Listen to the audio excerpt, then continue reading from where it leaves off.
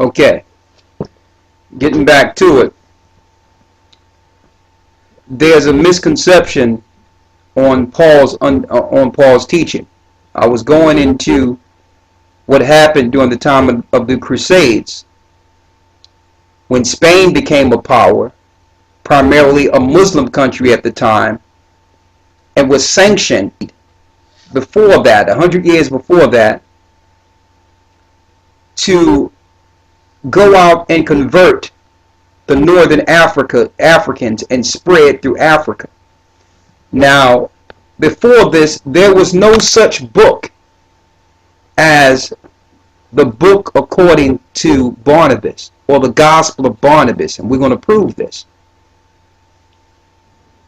If you notice, if you ever speak to a Muslim, they'll be quick, if you go into the New Testament, to mention, have you read the Gospel according to Barnabas? They would immediately go there.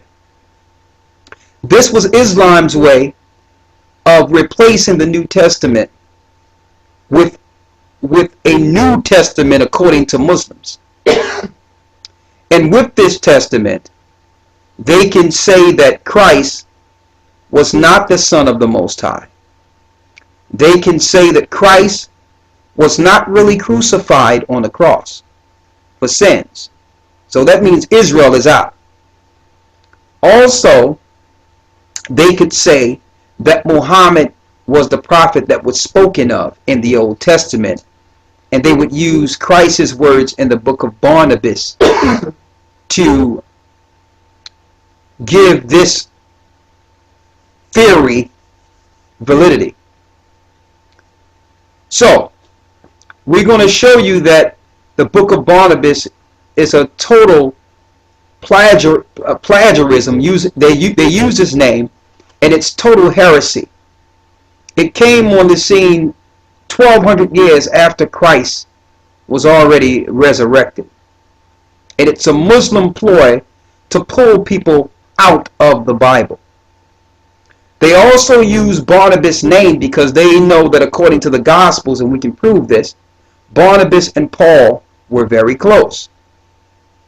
So if they can cause a conflict between Barnabas and Paul by using Barnabas' name with this fictitious book that they fabricated, then they can tear the content of Paul down, understanding that Paul made it clear that Arabia was the place of the bondwoman. Paul made it clear in Galatians 4 that the children of Israel and their homeland, which is Jerusalem, is above all. So they had to concoct this plan to go out with a new gospel throughout the whole earth, and you would never guess who financed this plan to go out and convert all these black people in Africa. Yes, the Roman Catholic Church. The Roman Catholic Church and the Jesuit order paid missionaries of Islam to convert our people into their universal religion. It's really one religion of the same.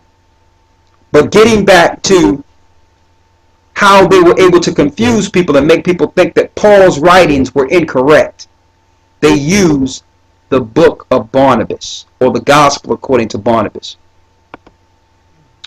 For those that are not familiar with this book, I'm sure if you spoke to a Muslim, they'll mention it immediately.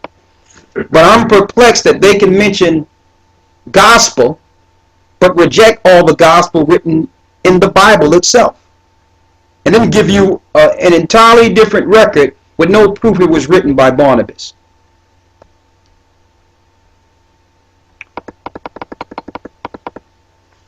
I have a document that you will all get at a later date. Once the web page is up, all the information will be there.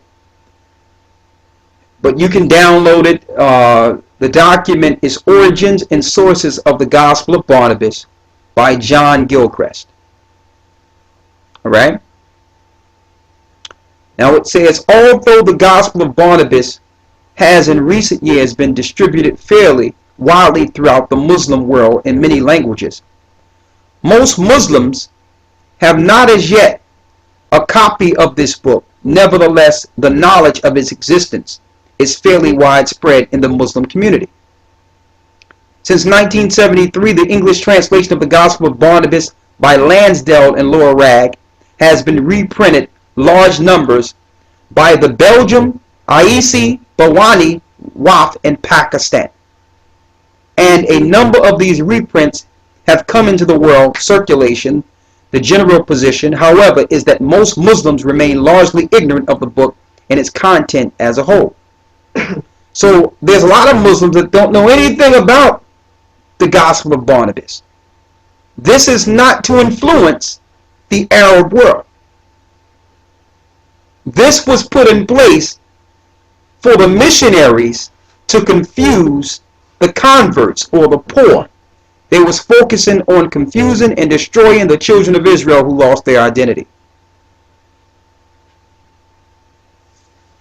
When we were on this radio show today, the guy constantly kept referring back to, well, have you read the book of Barnabas? And I noticed he stayed on this topic, not understanding what we knew until he understood what we knew.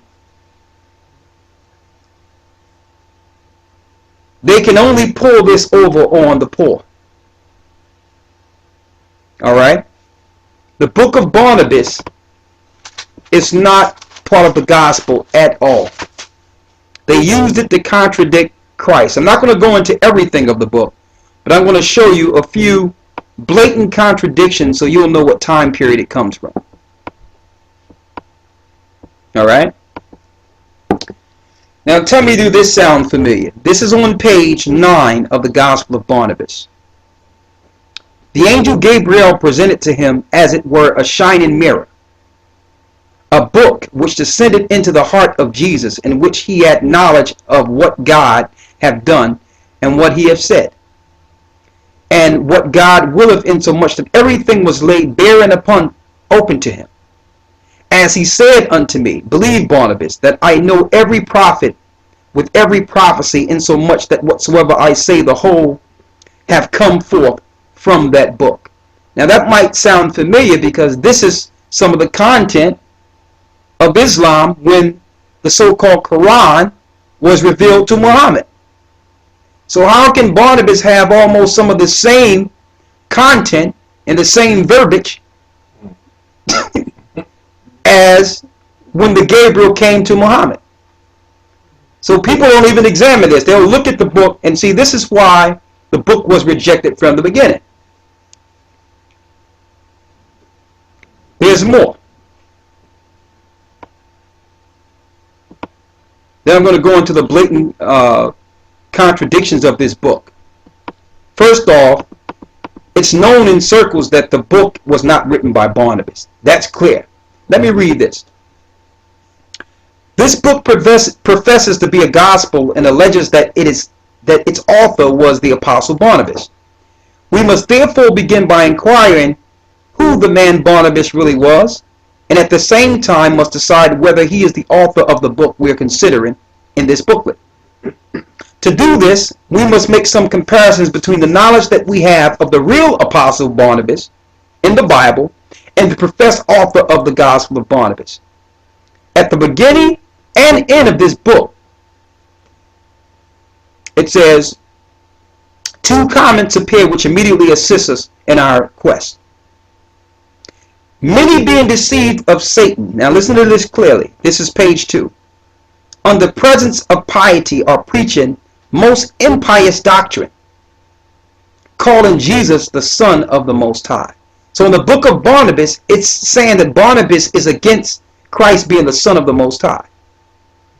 Repudiating the circumcision abstain of God forever, and permitting every unclean meat, among whom Paul also have been deceived. So on page 2, he speaks against Paul and speaks against Christ being the Son of the Most High before you even had a chance to go through the book. Now all through the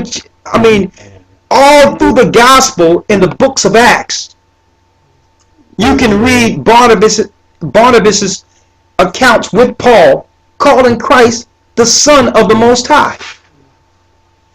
That's a blatant contradiction. Here's something else. On page 273 of the Gospel of Barnabas, and I'm going through this so you don't have to go through the book. Others preach that he really died, but rose again. Others preach and yet preach that Jesus is the Son of the Most High, among whom is Paul deceived. See that? So it's the Muslims that are calling Christ just a prophet. But because the Bible could not give any validity to their religion, they had to use a plagiarist book to say that Muhammad belongs in the gospel. You with me here? They had to make a book to include him because it's like they skin teeth trying to find Muhammad in the Bible. And when we pass them the Bible and say, show me, and show them that the precepts links directly to Christ, they're flabbergasted. They're totally confused. So they had to come up with a book of Barnabas so they can come to a Christian and say, yeah, you got some good gospel, but you need to read the Gospel of Barnabas too. Another ploy. Now, they teach in the Gospel of Barnabas that Christ didn't die on the cross.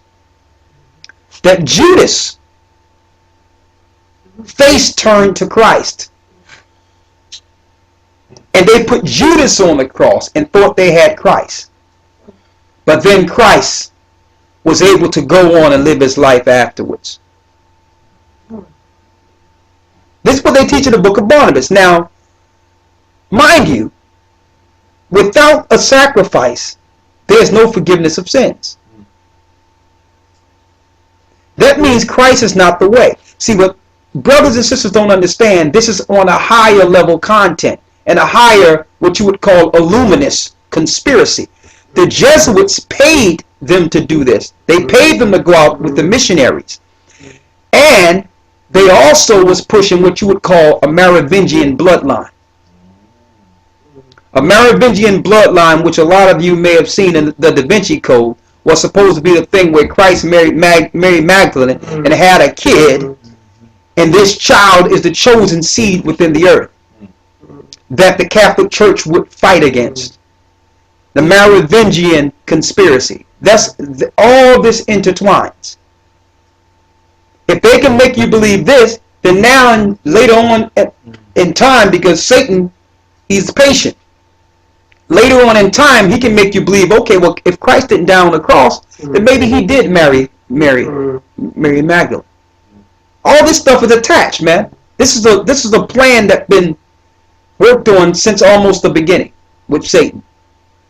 But let me get back to it.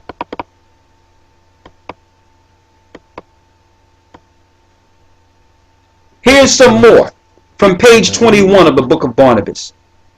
Jesus answered, "Be not so aggrieved, Barnabas, for those whom God hath chosen before the creation of the world shall not perish." Right? There's something key that I want to bring on this same thing. One moment. I can't go through the whole document. Go to Acts 9 and 20.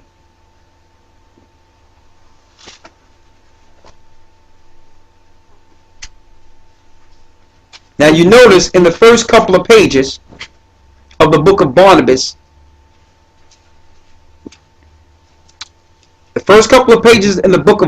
they said that Paul was mistaken, that Paul was deceived. Barnabas is speaking against Paul. Someone read Acts 9 and 20. Read that for me. Acts chapter 9 verse 20. And straightway he preached Christ in the synagogues, that he is the Son of the Most High. Hold up, read that again. And straightway he preached Christ in the synagogues, that he is the Son of the Most High. Read up a few verses before that. Verse 17. Read 7 verses earlier, when Paul was engaged in preaching. Start at 13. Verse 13. Then Ananias answered, Lord, I have heard by many of this man, how much evil he hath done to the saints at Jerusalem. Talking about Paul. Go ahead. And here he hath authority from the chief priests to bind all that call on thy name. But the Lord said unto him, Go thy way, for he is a chosen vessel unto me, to bear my name before the Gentiles. So Paul was chosen to bear his name before the Gentiles. Read. And kings, and the children of Israel. For I will show him how great things he must suffer for my name's sake. And the children of Israel, to show you that Paul was not just teaching the gospel to Israelites who were Gentile.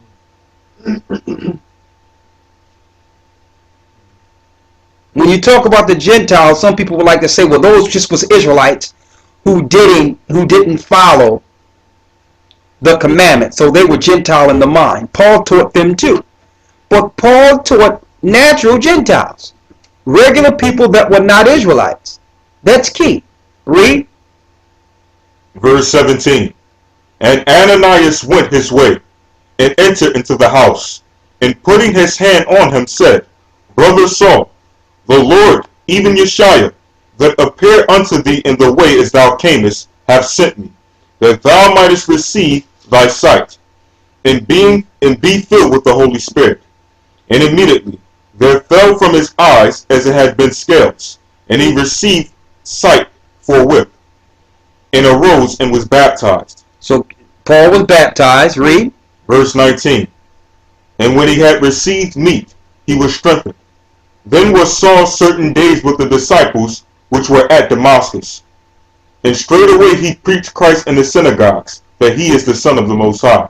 So, the disciples that received Paul, believe it or not, the people that received Paul, Barnabas was one of them.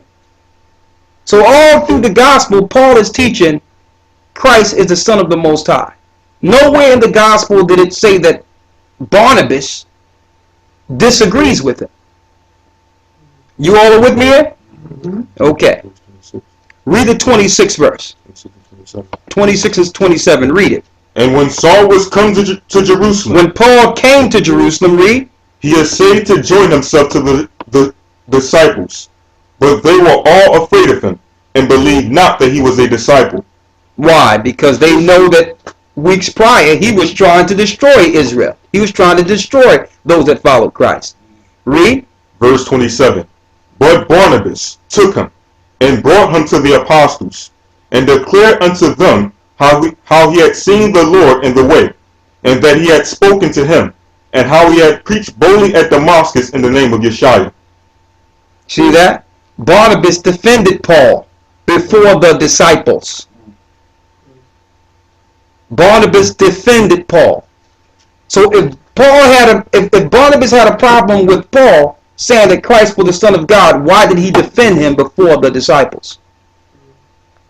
Here's something key though. This is the last piece I want to get in this. And this document you'll have once our page is up. You'll have that soon. I'm going to announce that a little later. But this is how you know this particular book is a forgery in itself. Okay. There are only 2 known manuscripts of the Gospel of Barnabas which existed before any copies were made from the text available to us. The Italian version is in a library today in Vienna, whereas only fragments remain of the Spanish version. So you got a Spanish version and an Italian version of the book of Barnabas. Now mind you, these people were Hebrews. Now, there's more. It says, I lost my place. It says here, yeah. George Sell, in his comments on the Gospel of Barnabas, in his preliminary discourse of the Quran, and a further short preface in his book, speaks a complete Spanish version of his lifetime which he saw for himself. It appears that the Spanish version may well have been the original. In the introduction to this version, it is claimed that it is a translation of the Italian version, but numerous spelling errors in the Italian version, typical of an author using Italian as a second language, certainly show at least that the author was more at home in Spain than Italy. Now, mind you, Spain is where Islam became a stronghold. Okay? The Moors came out of Spain. Who are the Moors? The Israelites who were converted to Islam. And they, the Moors, subscribed to the book of Barnabas also. Nevertheless, this does not prevent the possibility that someone from Spain tried his hand at composing an original in Italian. This possibility is made all the more real by two considerations. Number one, check this out clearly, what I'm about to show here. Firstly, the author often quotes the Vulgate, the Latin translation of the Bible, and has borrowed many of the stories from the scriptures. So he used the scripture stories to inject this, his own ideology to pull people away from the gospel. He might as well have found it more convenient to use the Italian language medium for his own composition. But here's the key thing I want y'all to follow me with here. There's a quote that was made in the book of Barnabas. Listen to this quote on page 71. For he who would get in change a piece of gold must have 60 mites. Now that might not seem like anything to you, but we know that during the disciples' time they didn't use mites as an exchange for money. They were using what? Shekel. So it's shown here. The Italian version divides of the golden, listen to this, denarius into 60 minuti or mites. These coins were actually of Spanish origin during the pre-Islamic Visigothic period and openly betray a Spanish background to the original Gospels of Barnabas. So the quotations itself came from a different time period. I hope I'm not over a lot of you heads here. But I just want to go into this on a scholarly level to show the brothers and sisters that the gospel of Barnabas is not a gospel at all. It's a forgery. It says, no one knows who actually wrote the gospel of Barnabas, but what it is known without shadow of a doubt is that whoever it was, it most certainly was not the apostle Barnabas. It was most probably a Muslim in Spain, who possibly the victim of the reconquest of his country decided to take private revenge by composing a false gospel under the assumed name of Barnabas to give the obnoxious forgery some measure of authority. He probably first composed the Italian script to maintain this appearance of genuineness, but simultaneously composed or arranged for such translation a Spanish version for distribution in his own country. He may well have been the notorious Fra Marin, or he may have been the translator Mustafa de Aranda. Now these were known forgers at that time. This is the reason the Catholic Church became so starch on canonization. Or indeed, he may well have been both, using the two names for the same expedient ends as those he sought to achieve through using the name of Barnabas as the author of his book. He most certainly was someone of more at home in Spain in the Middle Ages rather than in Palestine at the time of Jesus Christ. This document and other information on this same topic will be on the web page that will be up soon. So you can download these. You need these tidbits of history in your arsenal to deal with these so-called scholars. All right, and you'll have that. Now I want to show something here. Go to Genesis.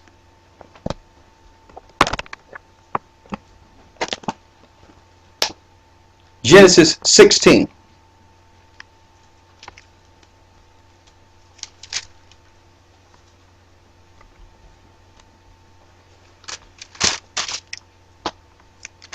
This is the reason under Islam they needed the book of Barnabas. I'm going to show you. So when you're faced with this, you can deal with it. There was no place in the Bible that could give this new religion, Islam, validity when it came to a doctrinal book to believe in.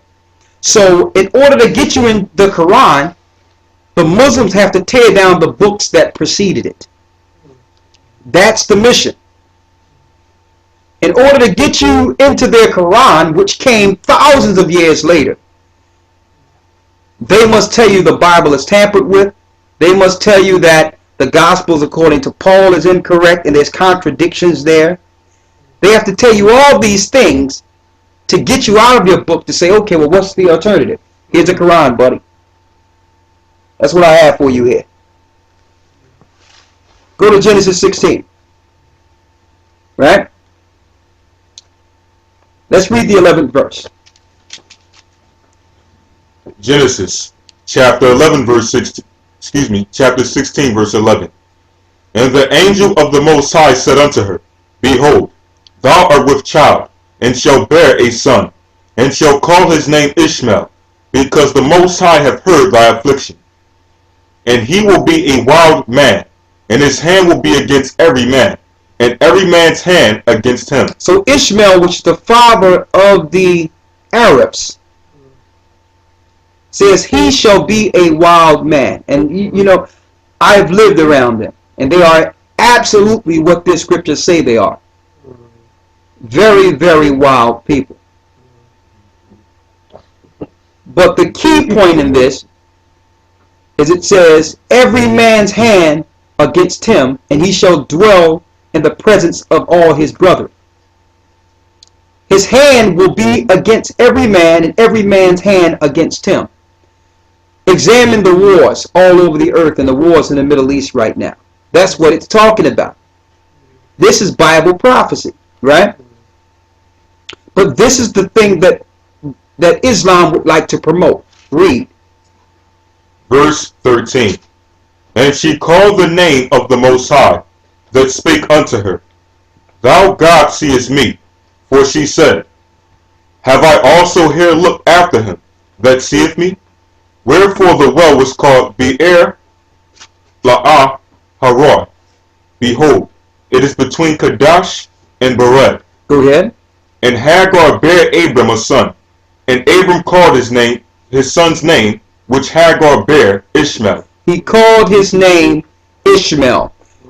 This is what's promoted in the Quran to some degree, and in the book of Barnabas, and in the Islamic belief altogether. It exalts Ishmael over all people. It puts Ishmael over Israel, and it placed Muhammad over Christ. So they have to start off with Ishmael. So these are the things they read, but they don't read down in Genesis 17 where, yeah, I will bless Ishmael and make him a great nation, but my covenant will I make with Isaac. They ignore that fact purposely. So when you go into other things that diminish their teachings, they'll tell you the Bible is tampered with. But yet they'll go into the Bible to show you Ishmael's birth and prominence within Scripture and the 12 princes. Okay? So I want to take you here to show you the things they go into. And this links directly to the book of Barnabas, and the book of Barnabas exalts Ishmael's information. Even today at the radio show when we were teaching this, the guy that was on the radio station, the programmer, he was actually an Ishmaelite. And every time these points were touched upon, he himself would try to go to a commercial break. Okay? Because he didn't want it to get out that, yes, we can acknowledge Ishmael, but you cannot acknowledge Ishmael and not acknowledge Isaac. And if the promise goes to Isaac, Ishmael is out of here. Now with the book of Barnabas, they're tearing down Paul because Paul make it clear in Galatians, the 4th chapter, who is the chosen seed. Let's go there. Galatians 4.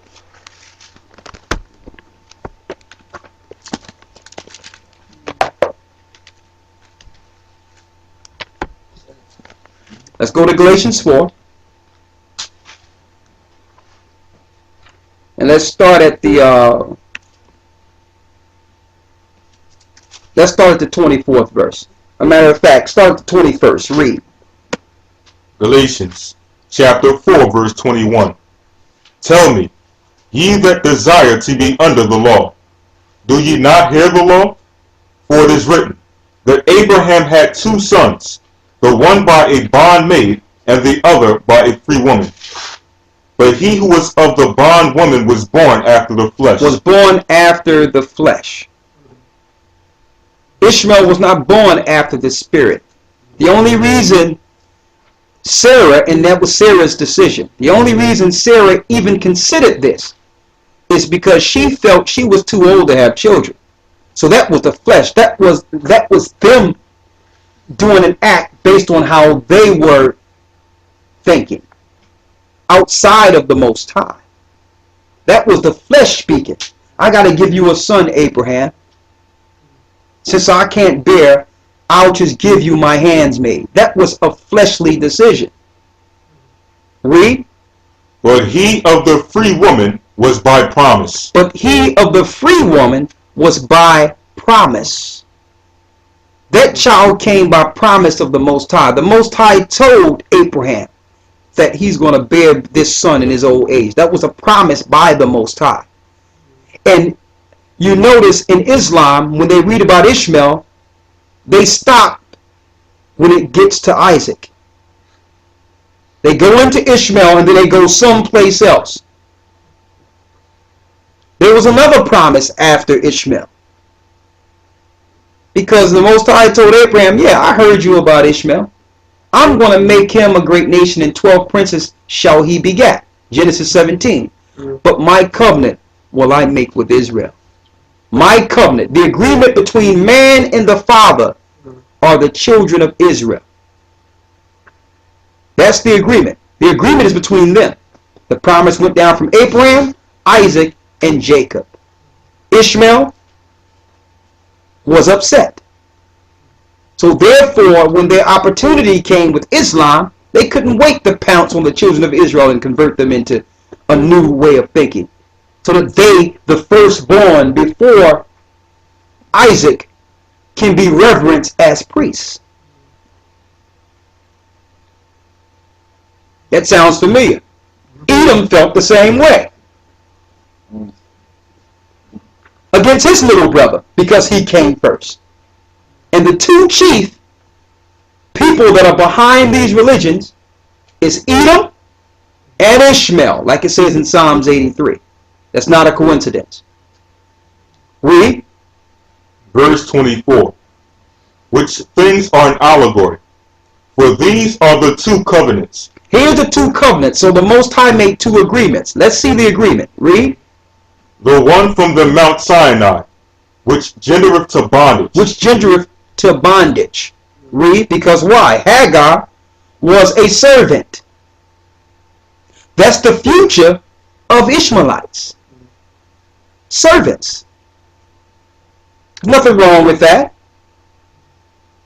They had just as much a hand in slavery and the oppression of our people than the Europeans. But they are ignored because we're not living in the Middle East. We're not dealing with an everyday Middle Eastern oppression. So we forgot what they've done to us. It was them that, that was along with the Hamites and the Jewish factions that were selling us all around in the transatlantic slave trade. It was them that got with the Catholic Church during the time of the Crusades and continued a conquest and took down the people the Christians could not get to with a new religion. It was all planned. They make you think that these things are against each other. They're together. They're together. It's called a universal religion. They both are one and the same, aimed towards the same people everyone is ignoring. Okay? It's interesting living outside of the confused America. I notice living or being amongst, and see, they don't want us to go into the Middle East and other places because they know our eyes will open. I notice in these other countries, there's no such thing as converting other people. At all. There's no missionaries to convert anyone in these Middle Eastern countries. You are what you are. If you are Muslim, you're born Muslim, now you can decide to change if you want. But there's no orchestrated tact to go out as a missionary and convert people. That missionary, like we mentioned time and time again, was aimed towards the poor of the earth, which are the children of Israel. It's important we understand this. It was aimed towards them. And see, we have to get this right so that the Gentiles that will come into the truth understand the truth the way they understood it during Paul's time. To understand the true wine, the true gospel. Finish reading where you are. Galatians chapter 4 verse 24. Go ahead. Which things are an allegory. No, go down to the 26th verse. But Jerusalem. Verse 26. But Jerusalem, which is above, is free, and is the mother of us all. Jerusalem is the mother of us all. We all come from Jerusalem. Now, when Paul says Jerusalem is the mother of us all, Paul understood he is an Israelite. He was an Israelite. So he was showing his status in the earth according to the Most High, opposed to the covenant that was made with Ishmael and his sons. It's different. It's different. Religion tried to promote this thing, this unity of all nations living amongst each other in peace and love. But yet you must exalt other people to become a Muslim. You must exalt their writers, their priests. You have to reverence their religion. That's against the Most High in itself. You must accept Muhammad if you are a Muslim. And I'm speaking out there in case people are looking at this and are Muslims. This covenant was made with the Most High's people before there was a Muhammad. This covenant was made before there was a Quran. This covenant was made with Abraham, and that covenant came through Isaac to Jacob. Now understand this, and those that run into the book of Barnabas, try to fit what we've just explained into the book of Barnabas, and you will not be able to. Okay? Read on. Verse 27. For it is written, Rejoice, thou barren that bearest not. Break forth and cry, thou that travailest not. For the desolate have many more children than she which have an husband. The desolate have more children than she that have a husband. Read. Verse 28. Now we, brethren, as Isaac was, are the children of promise. We are what? Are the children of promise. We are the children of promise. Read. Verse 29. But as then he that was born after the flesh persecuted him that was born after the spirit, even so it is now. It is now to this day. Right now, the children of Israel is being persecuted. We're being persecuted by the children of the flesh. Our people just want to live like anyone else. We want to live in the earth with peace and love and unity. We don't want to live in a world in which every day we're conspired against, destroyed and dejected. So the children of the flesh, till this day, is attacking the children of the Spirit. Read. Verse 30. Nevertheless, what saith the scripture? Cast out the bondwoman and her son. Cast out the bondwoman and her son. Because Paul wrote this, they needed to bring forth this book of Barnabas. The Arabs and the Ishmaelites were totally upset with this statement right here and did everything to go against Paul. They did everything to say that Paul's writings are nothing. It's nowhere. We cannot receive it. Why? Because Paul is not receiving them as the priest of the Most High. He's not receiving their religion. A matter of fact, he's not even acknowledging them. Hence, a new conspiracy by bringing up the book and plagiarizing a book using Barnabas to vice Paul. That was a Jesuit and Islamic conspiracy together. It was a Jesuit order under the Catholic priests along with the Islamic priests to use Barnabas' name because they know, according to the gospel, Barnabas and Paul were close. What did Paul say? Nevertheless, what saith the scripture? Cast out the bondwoman and her son. For the son of the bondwoman shall not be heir with the son of the free woman. That means Ishmael will not be heir in the kingdom with Isaac.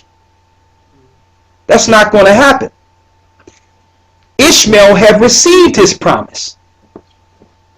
The Lord says, the Lord promised Abraham that he would bless Ishmael. He did it for Abraham's sake. And make Ishmael a great nation, and 12 princes shall he begot. He have oil, he have land, he never lost his status on the earth. He's been in power and intact for years. And you know what? I'm coming to find out that a lot of these Ishmaelites outside of America know. They know exactly who we are. They know exactly who we are. When we did this, the radio station today, this guy knew exactly when to go to break. So that told me, you know what? These people, they know something. Before I could get out the point that would just bring it home for a minute. Eventually it got brought home. But he was very tactful in when to interject. And it says here, nevertheless, what saith the scripture? Cast out the bondwoman and her son, for the son of the bondwoman shall not be heir with the son of the free woman. So then, brethren, we are not children of the bondwoman, but of the free.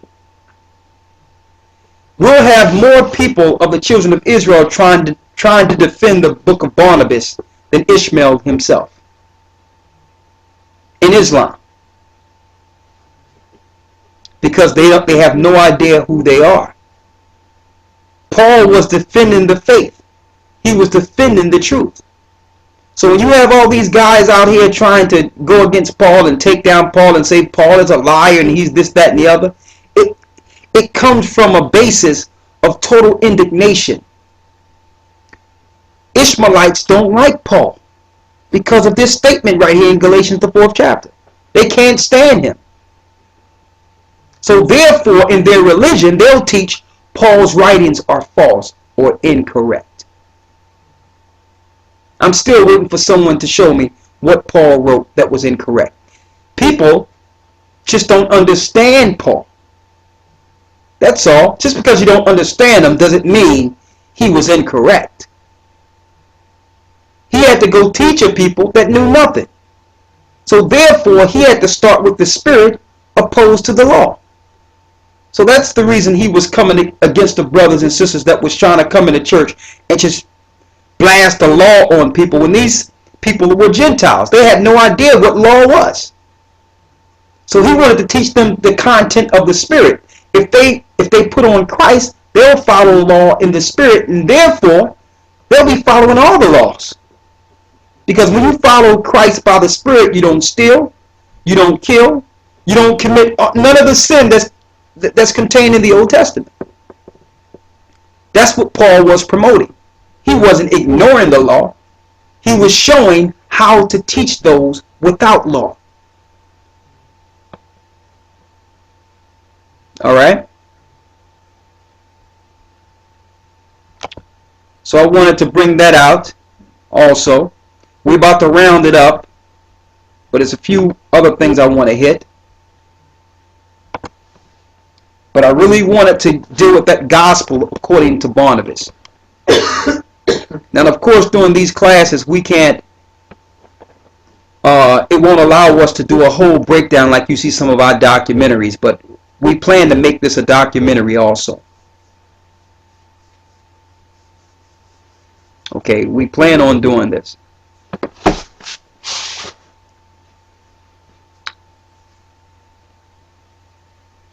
All right, let's see, hold on. One moment here.